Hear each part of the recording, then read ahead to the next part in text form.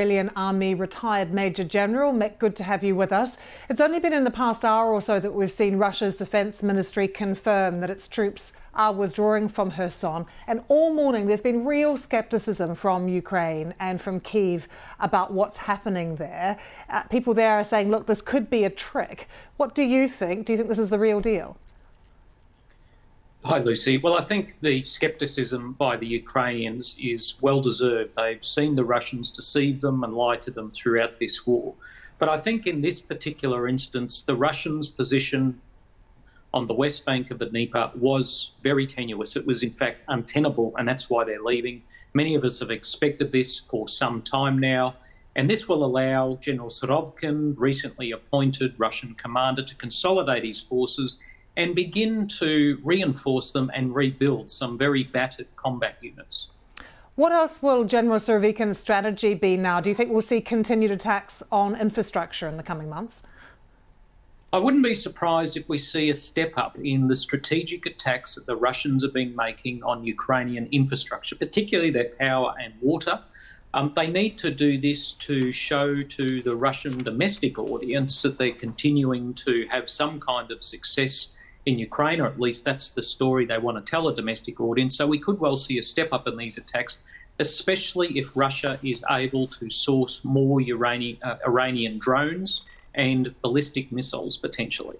Mick, what is happening in Kherson is seen as a huge victory in Ukraine. I've been speaking to an MP this morning who just said it's been a real boost as they head into winter as well. Can you explain militarily how they've managed to do it? Well, I think the Ukrainians deserve to celebrate this as a victory. They have worked very hard for several months in the conduct of their long-range strikes using HIMARS and air power to degrade Russian logistics, to degrade Russian firepower, to attack their commanders and their command posts. But in the close fight in both the north and the western parts of Kherson, Ukrainian soldiers have fought very courageously, they've fought cleverly to slowly but surely take back terrain from the Russians. The combination of these two things, as well as degrading Russian morale, has resulted in a situation where they've really corroded the Russian capacity to hold on to this terrain. So this very much is a Ukrainian victory. How important is it, Mick, in the coming months, though, that we see the West continue to provide the equipment, the munitions, the training to Ukraine so they can keep up this kind of pressure? Well, it's enormously important. The Ukrainians haven't won the war yet. They've certainly won a battle here, but there is a long way to go. As the previous reporter noted, the Russians still have a large part of Ukrainian territory under their control.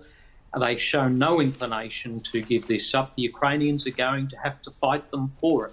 So we need to continue supporting the Ukrainians. Indeed, we have a moral and humanitarian obligation to help them defeat the Russians more quickly and get this war over so the Ukrainians can rebuild their nation. It's been good to hear from you, Mick. Thank you so much. Mick Ryan joining